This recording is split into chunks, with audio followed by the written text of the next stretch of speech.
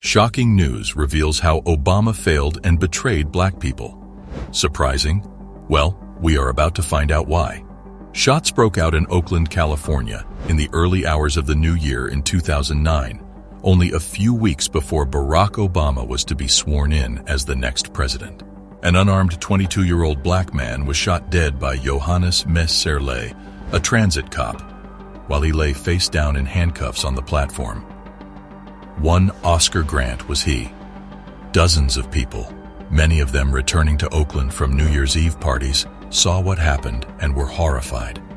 Some witnesses recorded the murder on their phones. Soon after, the simmering resentment in Black Oakland reached a boiling point, and hundreds, then thousands, took to the streets to demand answers and redress. It's possible that this uproar would have occurred regardless of the circumstances, but the severity of Grant's execution in the weeks leading up to the inauguration of the country's first black president was a cold shower. Californians were used to police brutality, but the country was supposed to have moved past racism by now. The hope that swept over Black America in 2008 seemed like a distant memory, and it all seemed like Obama had failed and betrayed black people. Grant's loved ones spearheaded a community-wide effort in the Bay Area to pressure prosecutors into filing charges and bringing Messerle to trial. Local authorities were pressured into charging Messerle with murder through a combination of protests, marches, college activism, public forums, and organizing meetings. In California, this was the first trial of a police officer in 15 years for a killing committed in the course of duty. Although Messerle served less than a year in prison after being convicted of involuntary murder, the local movement was indicative of larger trends. While Obama the candidate had his campaign like a social revolution, Obama the president turned out to be very different. Many people, especially African Americans, had been given reason to be optimistic by him, but they were ultimately let down. Conflict between the black president and his base emerged early in his term, when the full effects of the recession were still pulsating in black communities. As black wealth vanished, Black America was in a free-fall economic crisis. Obama was asked by civil rights groups to develop programs to reduce the high rate of unemployment among black Americans. He answered, "It is my duty to protect the rights of every citizen in the United States. As President of the United States, it is my duty to do just that. And I do my best every day to advocate for the policies that will have the greatest impact on the most people and help them realize the American dream." It was a disheartening answer, even if it didn't show up in his popularity ratings. In 2011, when black unemployment was at 13%, 56% of Americans were dissatisfied with the president's monitoring of Wall Street and the large banks, despite the fact that 86% approved of the president's overall performance. To many African Americans, Obama's presidency was summed up by his unwillingness to address how racism is undermining the success of his administration's recovery initiatives.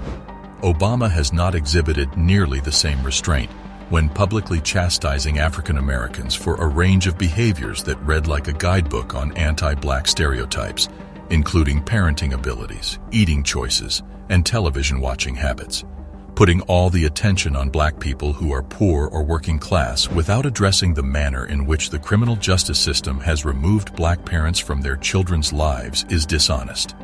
Obama never discusses the racial bias in arrests and sentencing that contributes to the disproportionate number of missing black males when discussing the issue of absentee black fathers. Media coverage of Obama's campaign rarely touches on the topic of reducing the criminal justice system's ravenous desire for black corpses. 1 in 4 black men between the ages of 20 and 29 is in some way involved with the criminal justice system. Despite Michelle Alexander's The New Jim Crow detailing the horrors that mass incarceration and corruption throughout the justice system have imposed on black families, Obama paid little attention to these concerns during his first term in office. This was not started by Obama, but it would be foolish to suppose that many African Americans who voted for him did not take into account the devastating effects of police brutality and mass incarceration. Younger African Americans' faith in his presidency's ability to impact change was damaged by his refusal to address the effects of structural inequality.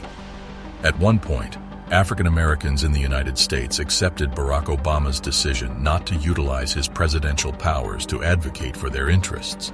Black man Troy Davis was awaiting execution in Georgia. Many others suspected he was unfairly convicted, which would mean he was on death row in the autumn of 2011 for a crime he did not commit. Davis's pleas for mercy were not a lone voice. His sister, Martina Davis Correa, and he had been working with opponents of the death penalty for a long time to try to save his life and clear his name.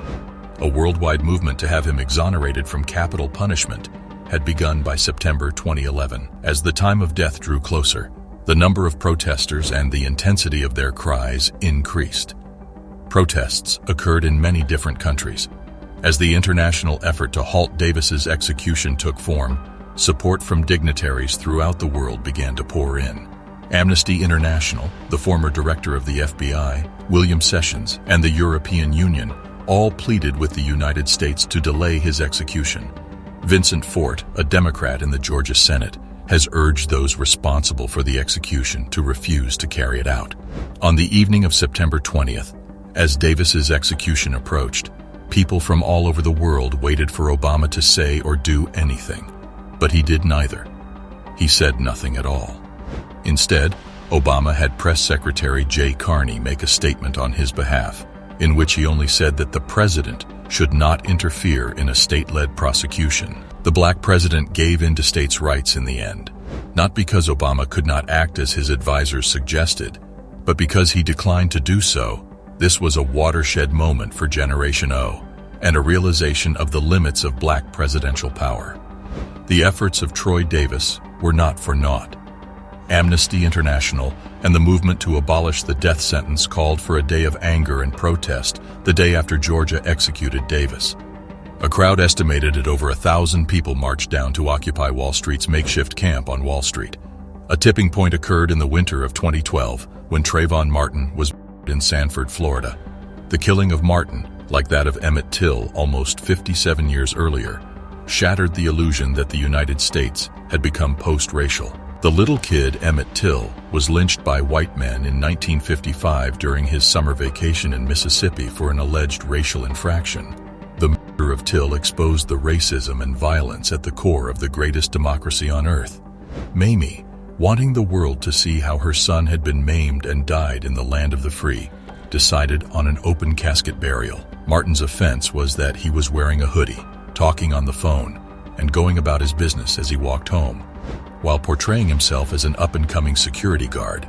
George Zimmerman racially profiled Martin by telling the 911 operator that he appeared to be either up to no good or on drugs. He was just a regular 17-year-old kid on his way home from the corner grocery. After following and confronting the teen, Zimmerman shot him once in the chest. The cops agreed with Zimmerman's account that the youngster had initiated the fight. They filed him away as a John Doe and didn't bother to learn anything else about him. However, as time passed and word of the event spread over social media, more details emerged that pointed to the youngster being the victim of an unlawful killing. Protests erupted across the country within a matter of weeks. The demand was straightforward: put Zimmerman in jail for Trayvon Martin's death. Obama evaded inquiries about the case for weeks by saying it was a local matter. Moreover, a month had passed before Obama addressed the public about the situation. The murder of Martin caused shame on a global scale. Many African Americans probably knew that Obama, in his position as president, was unable to stop police brutality. Of course, he would use his platform to accentuate the frustrations of Black Americans. Black Americans voted Obama into office so he could lead during times like this. After weeks of protests without action, George Zimmerman was finally arrested. Although Martin's body had been subjected to a drug test, he was not. Obama's encouragement of introspective solitude was a tacit admission that he did not know the solutions. The real question, however, is why it is that such split-second choices so frequently result in the death or dread for the lives of Black individuals.